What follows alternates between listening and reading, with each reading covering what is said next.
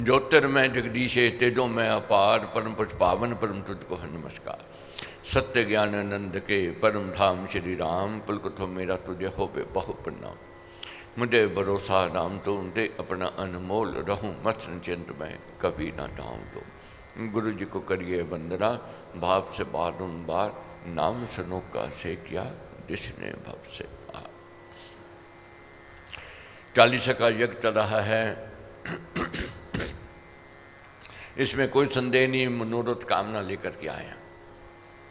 गृहस्थी हैं, कुछ न कुछ अभाव है, पीड़ा है, दर्द है जो हमें विचलित कर रही है। उदासीनता, निराशा, भय, चिंता की ओर ले जा रही है। मगर महाराज कहते मन के हारे हार है, मन के जीते जीत है। मन को हारने नहीं देना है, मन को जीत की ओर लेकर के जाना है। संघर्ष करना है और करते रहना है। जीवन में सुख दुख आवेगा ही आवेगा, इसको कोई रोक नहीं सकता है।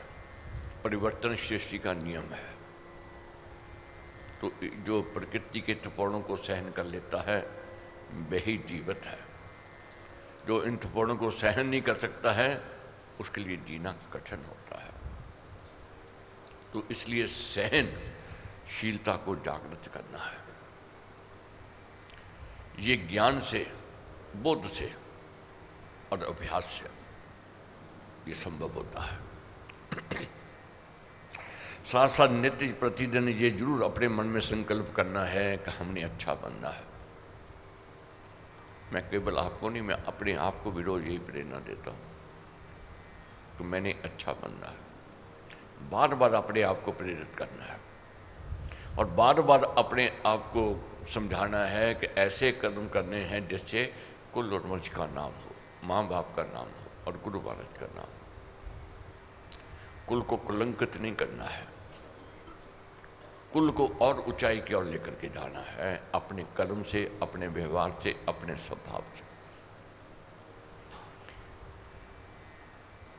राजा सगर बहुत पहुंचे हुए महापुरुष थे, राघव कुल के, मान सम्मान था, मगर उनका पुत्र असमंजस को कर्म करता अधर्मी था।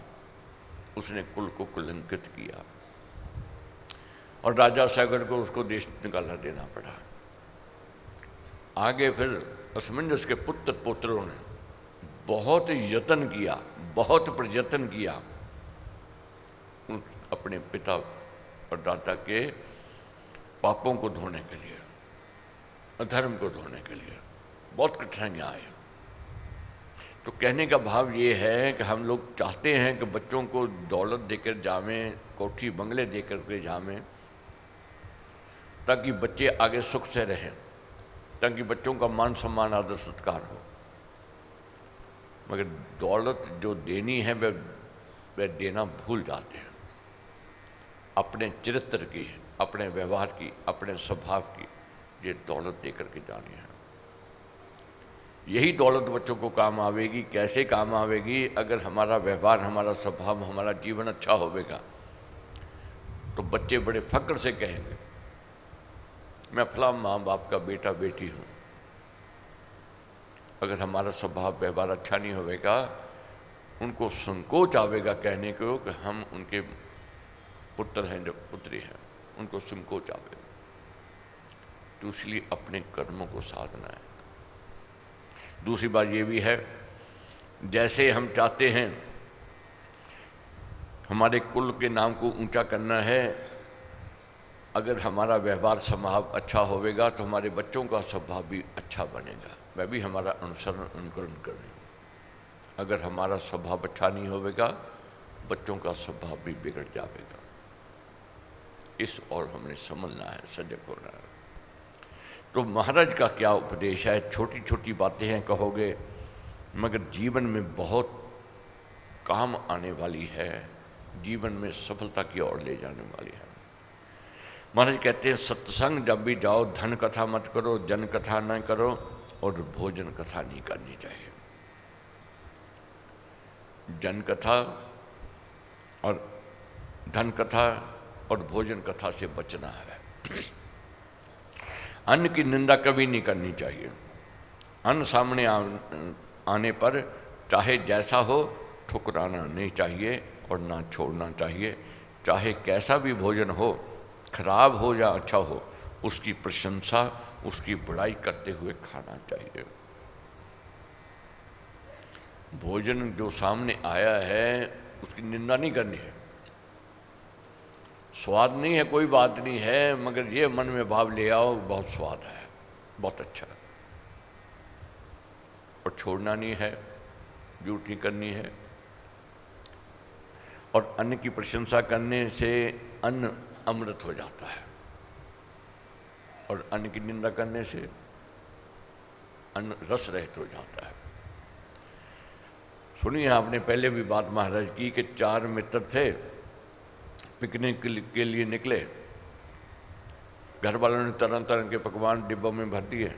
नदी किनारे पहुंचे, भोजन का समय हो गया तो भोजन करने के लिए डिब्बे खोले, और भोजन जब करने लगे खोट देखने लग गए उसमें। कोई कहे नमक ज़्यादा है, कोई कहे मिर्ची ज़्यादा है, कोई कहे अचार नहीं है, कोई कहे चटनी नहीं है। तरह तरह की बात करनी शुरू हो गई। अंत क्या हुआ, डिब्बे बंद कर दिए चारों मित्रों ने कि भोजन स्वाद नहीं है, स्वाद नहीं है, छोड़ दिया।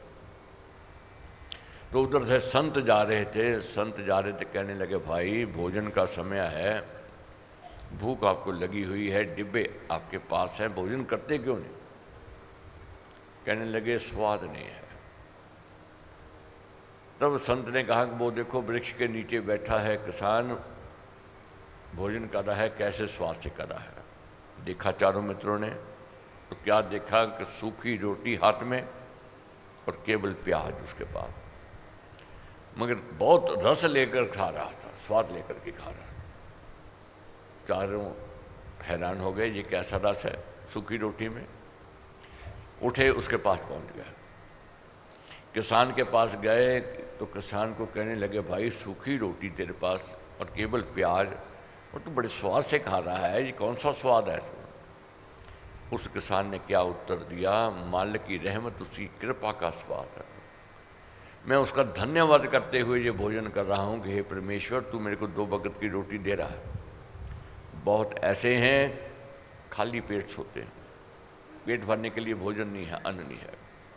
तेरा तो कोटि कोटि धन्यवाद है परमेश्वर, तू मेरे को 2 वक्त की इज्जत से रोटी दे रहा है। तो यही समझना है, जानना मालिक इज्जत की रोटी दे रहा है, 2 वक्त की रोटी दे रहा है, ये समझो भाग्य की बात है। बहुत ऐसे मिलेंगे रोते रोते बिलखते बच्चे सोते हैं, अन्न नहीं है, खाने को कुछ नहीं है। इसलिए उसका शुक्राना करना है आप सब। और दूसरी बात यह है कि दूसरे की धन, दूसरे के सुख, दूसरे के भोजन को देकर लाड़ नहीं टपकानी है। किसान ने क्या कहा कि मैंने आपके डिब्बे देखे, आपकी बातें भी सुनी, मगर मेरा ध्यान आपके भोजन की ओर नहीं गया। मेरा ध्यान इसी भोजन में था जो मेरे को मालिक ने दिया, जो मेरे भाग्य का था। तो इसलिए इसमें रस है, इसमें स्वाद है। इसलिए जो हमारे भाग्य का है उसको छोड़ना नहीं है। दूसरे के अन्न को देखकर, दूसरे के सुख के साधन देख करके, दूसरे के पकवान देख करके अपना फीका लगने लग जाए तो फिर बात अच्छी नहीं है। इसलिए जो मिला है उसकी प्रसादी, उसकी कृपा। दूसरी बात हमारे कहते हैं कि भोजन धीरे धीरे चबा चबा करके करना चाहिए। बहुत लोग हैं उतावली में खाते, जल्दबाजी में खाने, वही पेट ही भरना है, नहीं, धीरे धीरे चबा करके खाना है। अधिक शीघ्र भोजन करने से मनुष्य अपने आप को धोखा देता है। अपने आप को धोखा देते हैं जो तेजी में शीघ्रता से भोजन करते हैं। वे अपने साथ, अपने शरीर के साथ, अपनी बुद्धि, दांत, आंतों और हृदय के साथ अन्याय करता है। जो उतावली में, जल्दबाजी में जल्दी जल्दी भोजन करता है, उसके दांत भी खराबे होंगे, आंतड़ियाँ भी, और हृदय भी, और बुद्धि भी। बात बहुत छोटी है और समझने की है। धीरे धीरे भोजन करे और चबा करके करे एक तो उसका रस आवेगा और वह अमृत बन जाएगा और बुद्धि को विकसित करेगा, स्वास्थ्य लाभ देवेगा। नहीं तो क्या होवेगा, स्वास्थ्य बिगड़ जाएगा। इससे बचना है। आगे महाराज कहते हैं कि भोजन आने पर क्रोध नहीं करना चाहिए। उस समय थोड़े सजग हो जाओ।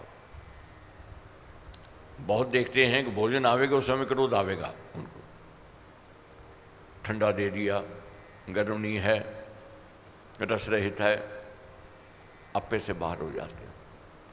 जब अपने से बाहर हो जाते हैं वह भोजन फिर विष में हो जाता है, वह पौष्टिक नहीं रहेगा, स्वास्थ्य के लिए हानिकारक हो जाएगा। इसलिए उस समय सजग रहना है, क्रोध को नहीं आने देना है।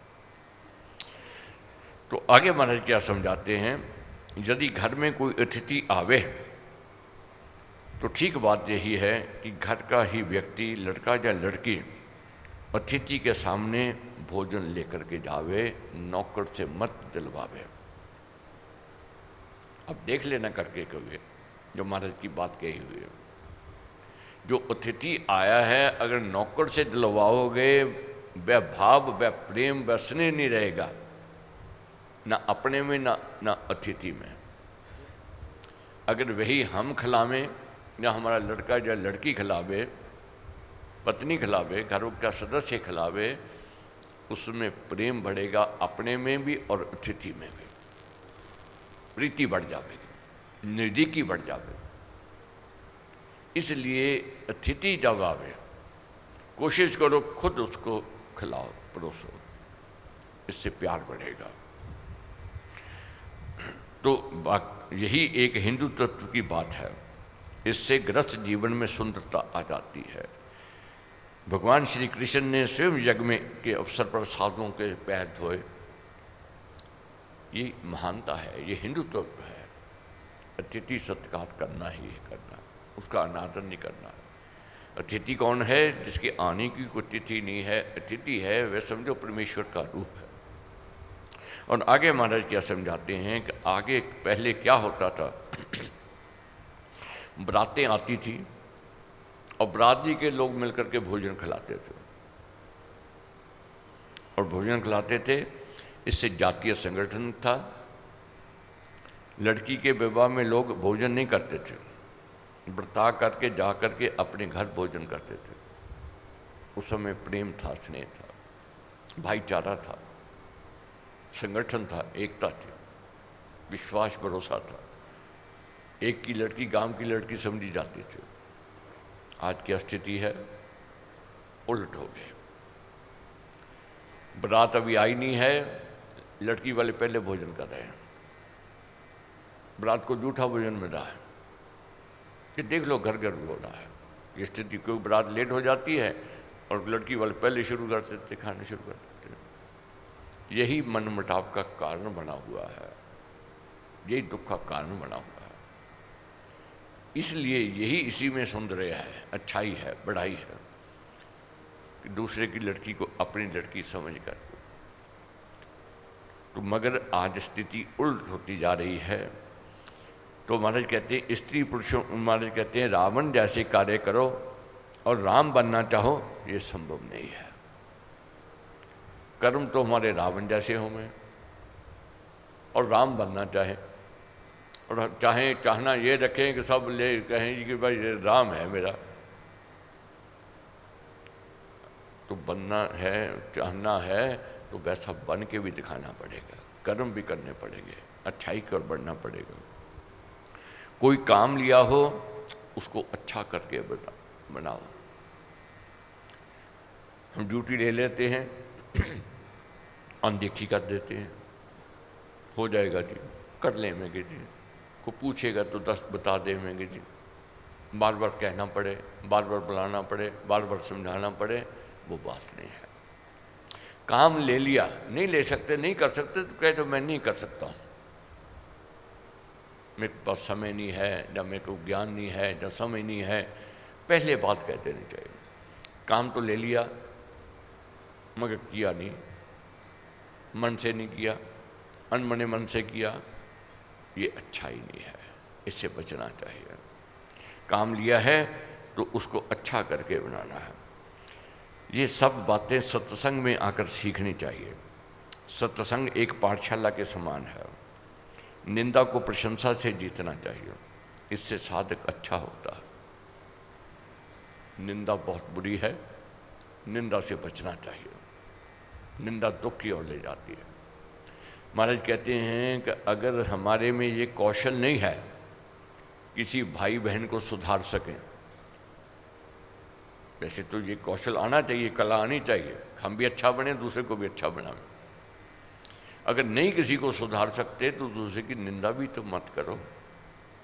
निंदा नहीं करनी चाहिए, इससे बचना है, परहेज करना है। इससे क्या है, निंदा क्यों नहीं करनी चाहिए? निंदा एक ऐसी चीज है जैसे छाननी है। छाननी और छाछ दोनों छानते हैं। छाननी में जब हम छानने लगते हैं क्या होता है, कंकर हमारे हाथ में रह जाते हैं, असल नीचे गिर जाता है। कंकर हमारे हाथ में, असल नीचे गिर जाएगा। वही छाछ में जब हम छानते हैं, कंकर बाहर निकलते हैं, असल हमारे पास रहता है। इसलिए छाछ जैसा स्वभाव करना है। दूसरे की बड़ाई को देखना है, दूसरे के गुणों को देखना है, दूसरे के गुण हमारे अंदर आ जाएंगे। अगर दूसरे के अवगुण देखेंगे, दूसरे की निंदा करेंगे, तो उल्ट होवेगा, विपरीत होवेगा। क्या होवेगा? दूसरे की बुराई हमारे पास आ जाएगी और हमारी अच्छाई निकल जाएगी। भगवत कृपा, गुरु महाराज का आशीर्वाद।